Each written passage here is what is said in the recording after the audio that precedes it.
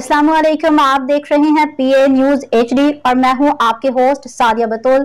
शामिल करते हैं आज की अहम खबरें। इस्लामाबाद कौमी इक़्तिसादी कौंसिल ने आइंदा माली साल के मुआशी अहदाफ की मंजूरी दे दी। वज़ीर आज़म शहबाज शरीफ की ज़र सदारत कौमी इक़्तिसादी कौंसिल के इजलास में वज़ीर आला पंजाब मरियम नवाज, वज़ीर आला बलोचिस्तान सरफराज बुगटी, वज़ीर आला खैबर पख्तूनख्वा अली अमीन गंडापुर और वज़ीर आला सिंध सैयद मुराद अली शाह शरीक हुए।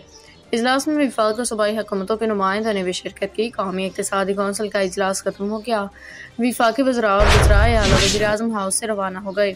ज़राए के मुताबिक कौमी इक़्तिसादी कौंसिल ने आइंदा माली साल के मुआशी अहदाफ की मंजूरी दे दी। कौंसिल ने आइंदा माली साल के तरक्याती प्लान की भी मंजूरी दी।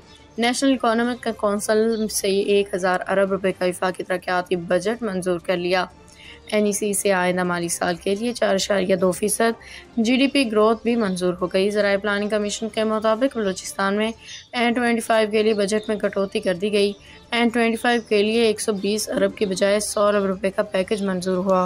न्यूज स्टूडियो से अब तक के लिए इतना ही। मजीद खबरों और अपडेट्स के लिए देखते रहिए PA न्यूज HD।